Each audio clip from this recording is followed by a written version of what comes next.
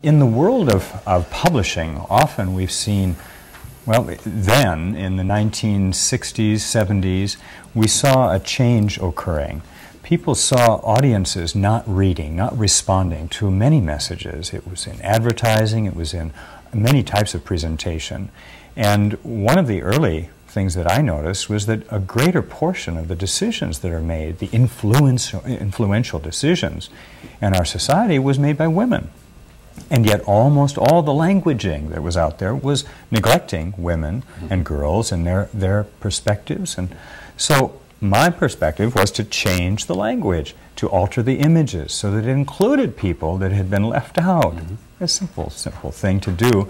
And in doing that, the literature in the world of home horticulture for the scientific community, in the university-based education, the home economic and county agent system that brings what is scientific out to the public in our nation through the land-grant colleges, and the 4-H leaders and the home school, as well as the public school educators, were able to take those bits of information and reach a broader audience that became receptive instead of What were the significant differences in languaging that you had to make in order to be more universal in your approach? Well, we probably take it for granted now, Gina, where pronouns, and instead of saying he, you use they or us or we or them, and it's almost second-natured now, and yet then it wasn't. It was very revolutionary and awkward for people to think and speak and conduct themselves in ways that were welcomed by that major audience in our society. And it may be too that there's a major portion of our viewing and listening audience that don't get it, you know, and I can understand that. And perhaps you remember my talking years ago, spending a good bit of time reading women's magazines, and then hitting upon New Woman, and especially benefiting from that because it's written in the female gender. You know, where all literature is fundamentally in the male gender. And that sense of being left out, being a second-class citizen, feeling like you were just less than something when you were reading that. And I remember feeling that and going, oh, that's what it's been like for women for centuries.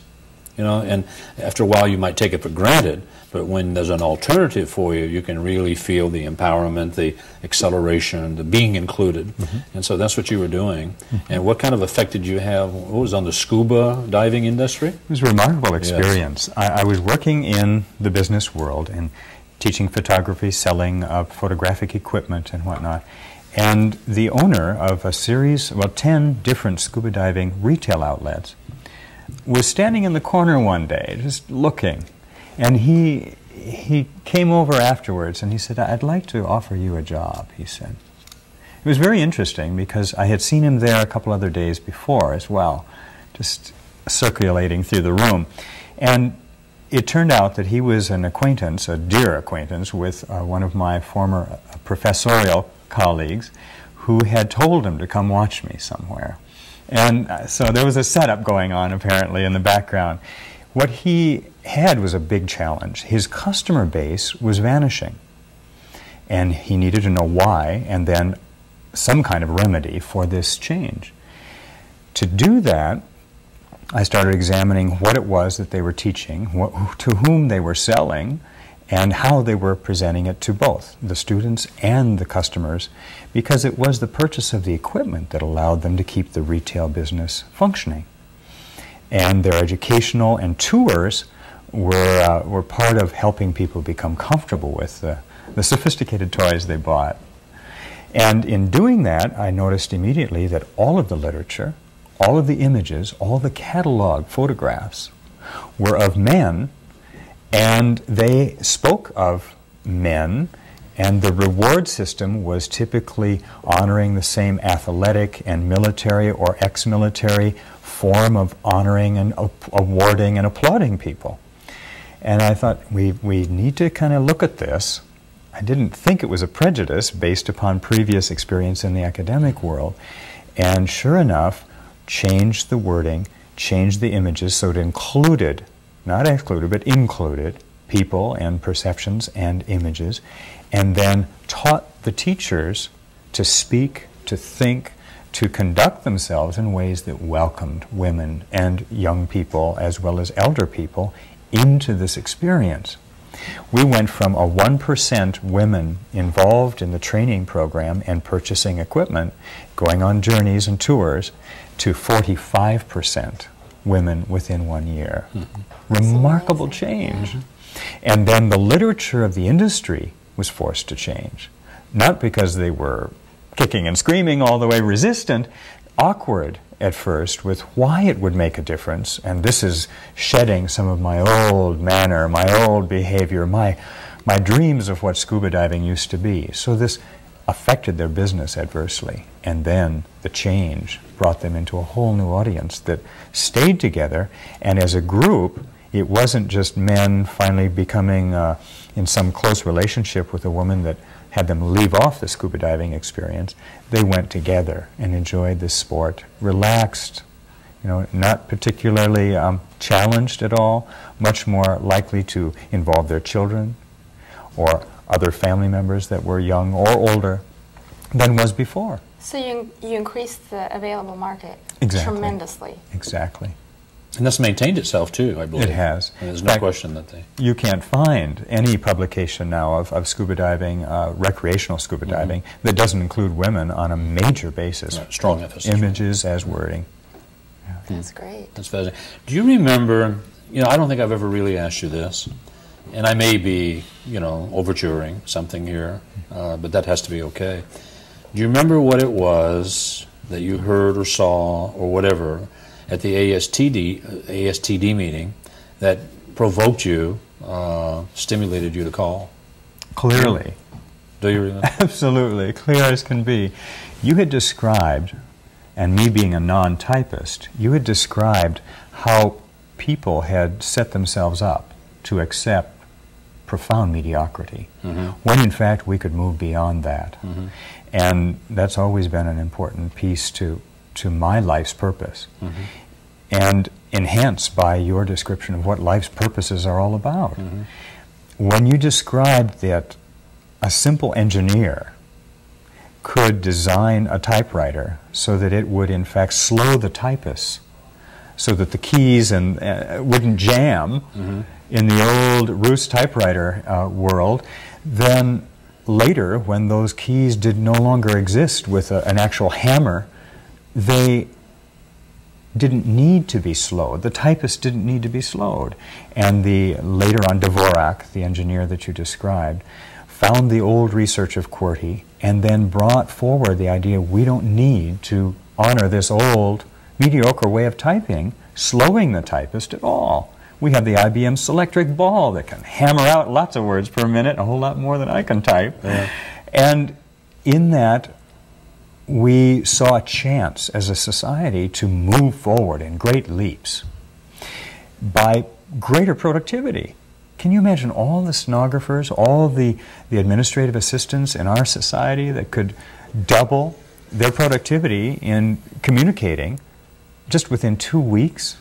Not giving up. It's amazing. Yeah. I've learned recently, too, that one of the reasons that held back the progress, and of course we've spoken of QWERTY UEOPS on the show. QWERTY UEOPS is a way we just define the top row of a typewriter keyboard, which in itself now, in my mind, defines mediocrity, or aphorisms and admonitions and cliches that set us up for mediocrity, deny us our potential.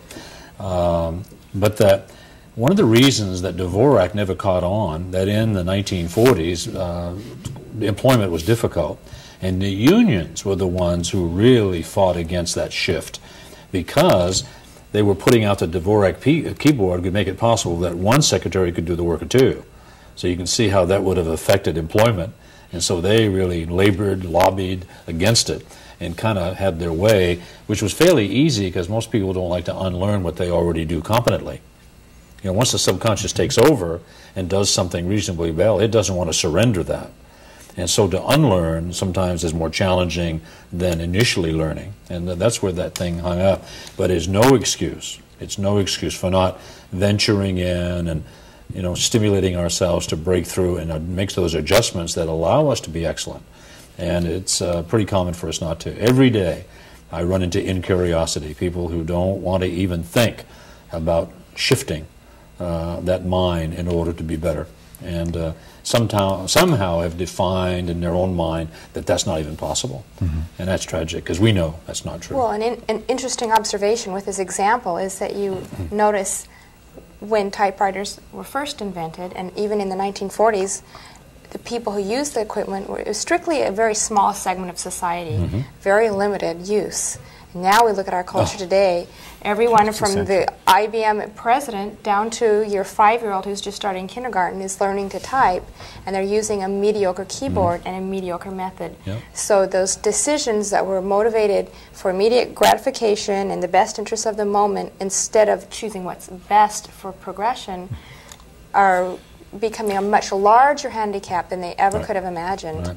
They thought, Dvorak advocates thought, that maybe with the advent of the PC, the personal computer, and the fact that even your CEO and your major executives had a typing board, a keyboard on their desk, that was the way. Finally, they didn't know how to type, and when they learned, they could learn Dvorak and influence it all the way down through. But it didn't happen, because the books and the typing classes and what have you were clinging to that mediocrity. And boy, we've been resisting that in every facet of our life. We've been resisting that. Another example would be the metric system. We still don't use the metric system in the United States. I remember 30, 35 years ago, they tried to institute that in this country, boy, and we hunkered down, wouldn't have anything to do with it. They're still trying. You know, they put metric measurements on Coke, I think, and some of those things, and we ignore it completely. And we still call it quart or 2 quarts or whatever. Part of the aggravation, though, is once I learned this information from you and the understanding of what drove that change, I came to a point where I was about to purchase a personal computer. And I knew from early on, hearing about Dvorak, I had been exposed to his key method. Or the arrangement of the keys. There's nothing sophisticated about the method at all. Just find them in a different place. Easier for the eye and the hand and the brain to coordinate. Yet, I looked and looked because I knew I wanted to purchase a laptop. Convenient, portable, moving around in my busy life, and that was the requisite. So, I couldn't find one that had the Dvorak method insertable into their system because the keycaps could not be removed and replaced. It does happen to be possible in all of the standard desktop PCs, and is a very easy switch to be made for any parent or any particular executives who are in our listening audience tonight. They simply can do that, and then it's not a sophisticated challenge to learn where the keys now are. Our mind can accommodate that adjustment well. I've had one person in the seminar series sat and evidence that she was practicing the Dvorak and had been for a couple of months, but only one in the thousands that have been through. Just one.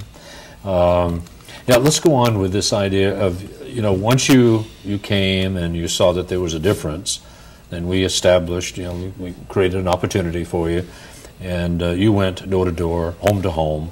What were some of the experiences of home to home that might encourage, inspire someone to maybe rethink the possibilities of that? Well, there were so many, frankly. I'd encountered people who were in various walks of life, almost any conceivable walk of life, and any age group you could also imagine. Families who would sit together and think through some of the questions as I was conducting a survey of what their perceptions were about their lives, their careers, their opportunities, their sense of who they were in the social and the economic sphere of our society. And in that process, I was listening to these people so intently. I think they had not, in their lifetime, had many people listen to them, truly committed to understanding what their thoughts, their perceptions were. And through that, experienced a great deal of being adopted or bonding, whatever warm term you apply to it. The effect was similar in that we were there much more than typical conversation of someone who knocks on the door. This is not someone looking to sell you garden seeds or to present the latest in Fuller Brush to you. Yeah, it's not to sell anything, but to discover or help you discover who you are and what vaguenesses there are in your life. Yeah, and it's a whole different experience. Saturday I was out. Saturday I went out, Saturday morning, and had a great time. Within, I think 2.5 hours, accumulated 100 points on our efficiency point system, ran into 3 delightful people who did a review and listened carefully to everything they said, and they involved themselves right away with what we were doing, and it was fun. It was fun. Totally different than I think the mind's eye would imagine. You know, certainly any experience we had would not justify someone saying, oh, "I would never do that." Except one person. One person we ran into made it quite clear that he wouldn't communicate with or do anything with anyone who went door to door. He somehow had predisposed himself to that, and a delightful guy. I mean, really, little knowing what he might have missed out on. You know what I mean? Yes. At least that's my perception of it, because everything I have in my home that I never have to buy again. Ever. No matter what happens. It could burn down, and I could get the new product back for nothing. You know what I mean? Every one of those products I bought from someone who came to the door, and I listened to them. Now, in this case, we're going in and listening to the prospect, you know, to the individual. So it's a whole different experience. A couple of experiences that came out of that. One that is so vivid, I'll never in my life forget it. There's several that are just exactly like that, but this one particularly crucial or important. I visited, it was early, weekend day, you know, Sunday morning, and for someone to knock on the door Sunday morning is almost forbidden anyway, but there I was, going through a neighborhood, and it was about 10:30 in the morning. And the door was answered by a pleasant, wonderful person, a woman who was dressed actually tightly bound in a bathrobe and smiling and yet just a little bit weary from perhaps, you know, chasing the kids around, making sure life was going along okay. And she said, "Oh my gosh, can you come back in an hour?" I'd be happy to. I had asked her if I might ask her assistance in doing a bit of a survey and research. She said she'd be pleased to. So I kept on. Home to home to home, honoring the process, because I know as a sales professional that not only are my eyes watching, but so are everybody else's eyes in the neighborhood, and they should be. And if they aren't, if they're socked in, as the, as the mind can do, that at least I would be watching my steps to proceed as I ought to be productive. And I came back exactly an hour later, welcomed into this warm home in East Sacramento, California, and had the chance to hear the scurrying of this remarkable young daughter, Christine is her name, and to eventually go through a series of questions with this remarkable woman, and eventually was, what would you say, simultaneously in came the husband of the household, and so we all kind of gathered in and went through these questions and responses together. And through that, I found not only 2 plus 3, their daughter included, of the most remarkable, open, and vigorously curious people. They're also committed to wanting to not only make a difference in other people's lives, but hoping to find the courage to make the difference in their own lives, to thrive instead of just merely survive and eke out that desperate existence that so many of their friends had exhibited to them. And these 3 people, later on joined by a 4th, their son, Patrick was his name, are among the most cherished people in my entire life. And brilliant, capable, insightful, caring people who can and do make a difference. And in utilizing some of the information over the years that they have exposed themselves to, the insights you have examined and explored and identified, Bern, for any of us to put to use in a daily basis, an hourly basis, a minute-by-minute basis, to walk through and around fear that typically hobbles us, keeps us from functioning, or at least having the courage to take the risks necessary to live a life. These 4 people are still incredible examples to me, and I can't expect, I don't expect that another 4 people would be more remarkable than them. Mm-hmm. A simple Sunday morning visit that turned into 3.5 hours of amazing acquaintanceship that now lasts years since. Mm-hmm. Anytime I see them or have the chance to encounter them or hear about them, I cannot stop the warmth, the feeling. It's an instantaneous reacquaintance if there's been months since we last saw each other. And the viewers can appreciate that story because I believe you're talking about Nick Shelley and Julie and Christine and Patrick, I am. the Shelleys. And a couple of years after that, maybe 2 or 3 years later, I got a phone call. And he said, Bern, I've appreciated your materials, and would you be willing to do them unreservedly, not editorializing and what have you, not infomercials, but do this material, for public access so that everybody can hear it, or as many people as possible. And you said, and I said, you bet. And so he was the producer of our TV show. Am I at the right one? This is the right one. Right. So Nick Shelley, the producer of the TV show, was that person. And yeah, indeed, there was a lot of shifts in their lives, and happy people doing the job. And he's venturing out now into some very exciting arenas, and obviously enjoying it. And deliberately including the information, the insights, and the processes of moving through and past fears that typically encumber people's lives for his children's sake. They see living examples from these 2 remarkable parents putting to use